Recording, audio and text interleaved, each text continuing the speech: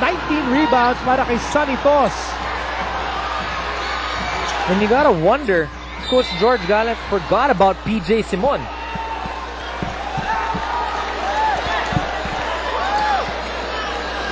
Boy, a lot of action here inside the Cuneta Astrodome. BMEG, they're getting their chances here in the final 2 minutes. They're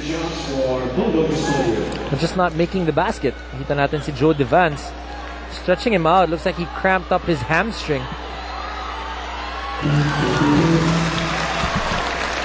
And Bonbon Custodio played a solid game off the bench para sa kanyang bagong kupunan.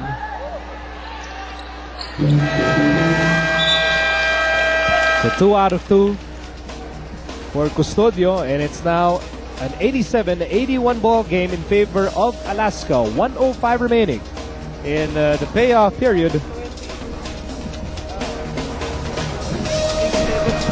Now Alaska could be a minute and 5 away from winning their second straight game, and we have a full timeout. Back after this.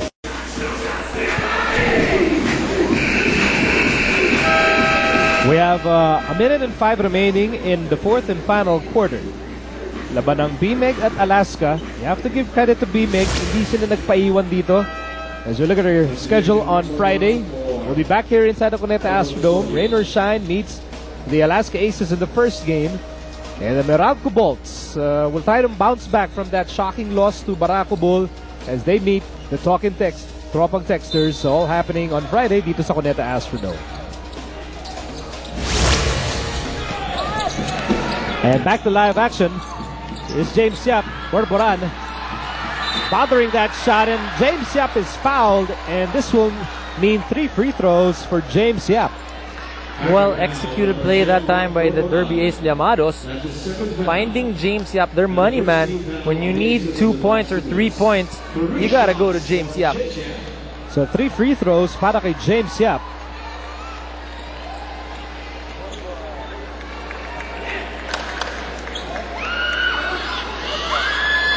He's getting used to playing with that mask.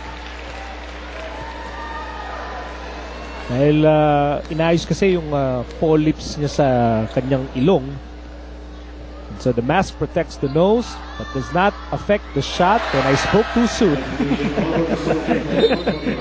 But he has 1 more free throw. And George Gallant knows that for as long as you have James Yap on the floor, you will always have a chance. They're down by just 5 points, 87-82. And James Yap cuts it down to a 4-point deficit rather. One good stop para dito sa Derby Ace Llamados, pwede na. Pressure defense in the backcourt. Tenorio having no problem with that pressure defense applied by the Llamados. Shot clock down to 10. Tenorio still has the ball. Tenorio makes his move. He fires and he travels. And we're talking about one big stop for BMEG, and that's what happened. Now they're only down 4. Coach George Gallant wanting to draw up another play for them.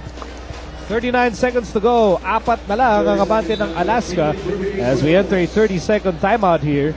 Brought to you by Handy Fix, ang first aid ng bahay mo, Bonzol, and Seals All. Turnovers actually for the entire game. If you're Alaska, the turnovers, one reason why BMEG is still in this game. Well, that's one thing that they need to check. Because if you're playing a depleted lineup, tingnan natin itong turnovers, 23 for Alaska and BMEG with 20. And you're a championship team, and those are one of the statistics that you worked on when you won the championship. I'm sure Coach Timko not very happy with that. And I was talking about playing against a depleted lineup. Hindi mo pwedeng, you can't keep them in the game by turning the ball over. Because they're not really beating you, but you're actually beating yourself. You're doing them a favor. Yes. Okay, let's see what BMEG will do here. They're down by 4 points. Under 40 seconds remaining in the ball game. And of course, they go to James Yap, guarded by Sonny Tos. James Yap gets away. Runner is good.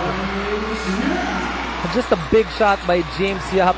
And when you need to score, you go to James Yap. James Yap with 16 points. This is just a 2-point ball game. Here's Custodio, hounded by Roger Yap. Custodio with a spin. Yes, sir! And you could see the determination on Bonbon Custodio. Yung pag-ikot niya, nakita mo talagang he went hard for that shot. Forget about being a second unit player. Custodio belongs to the prime time. Well, alam naman natin ito si Bonbon Custodio, really a big-time player. But let's look at the biggest big-time player of all, James Yap, extricating himself from the defense, getting that floater. Pagbalik naman, kita mo yung ikot ni Bonbon Custodio. It's perfect spin. He was really going for the shot. He wasn't looking to pass. He knew what he wanted to do. So two big shots exchanged by both teams. Kaya't apat pa rin ang abante ng Alaska, 89-85, with just 17 seconds remaining in the fourth.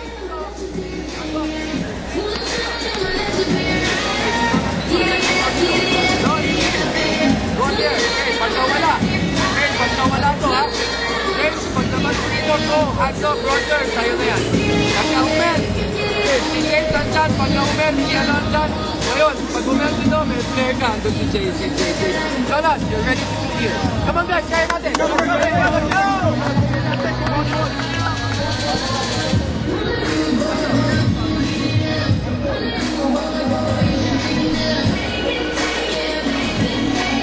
Mapagmamasdan din ang pagkakaiba. You know, mapag nasanay ka listening to Ryan Gregorio managing a Pure Foods huddle, and now George Gallant now having to do the same thing as the new head coach of BMEG Derby Ace. Well, you can see that Coach George Gallant really a player's type of coach. Pero importante para sa kanila dito, they need to be able to get a shot quick. Here's James Yap with a quick shot. Tenorio with a rebound and a takedown here. But, Roger Yap will help Tenorio up. No choice. You have to foul right away. You got to be able to get that quick shot.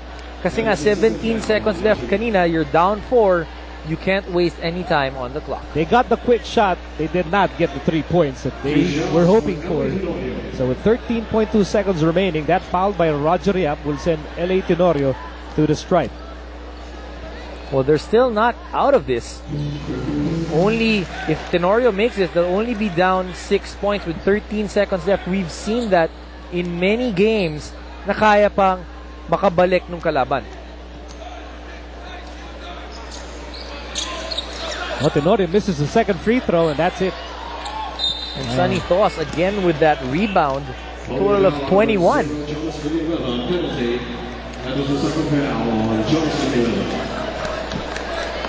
Well, Sonny Thoas, total domination off the boards. I mean, it wasn't just the rebounds, but you know, with Sonny Thoas and Joe Devance, halos naubos sa foul yung big men ng BMEG Derby Ace. At ang nangyari, napagod yung mga maliliit ng BMEG. That's why, ngayon nga, yung tira ni James Yap na 3 points, he missed it. Could have been fatigue. If maybe he could have rested a little bit. Kasi nga, pag drive niya, naiiwanan niya yung mga lumidepensa sa kanya. But when he goes in, he's faced with a Joe Devance or a Sonny Thoas. Now it's a 7-point ball game in favor of Alaska, 92-85, 10.2 seconds remaining. And now George Gallant and Llamados now need a miracle of biblical proportions to overcome that 7-point deficit with 10.2 seconds remaining. Handy Fix timeout po ito. Brought to you by Handy Fix, ang first aid ng bahay mo, Bonzol and Seals All. Once again, kanina nanalo ang Rain or Shine over Air 21 on a Jeff Chan buzzer-beating three-pointer, 89-86. Sayang din because Raba Lusaini and Nonoy Baclao, the prized rookies of Air 21, they played solid games. They played very well. At yun naman ang gusto mo if you're Air 21. You want your rookies every game, build their confidence, and try to speed up the process of them getting to be a veteran and contributing even more so as the game goes on. So let's see what BMEG does here. James Yap inside Aliado. And he connects. Only 6 seconds remaining. And that's it. Alaska will go 2-0 dito sa mga unang bahagi ng ating All-Filipino Cup. At the end of the ball game. And the final score, it's 92-87. Alaska winning against a very gritty and a very pesky BMEG Derby team. Well, you gotta like what BMEG showed today. Coach George Gallant and his entire staff will definitely applaud their cause.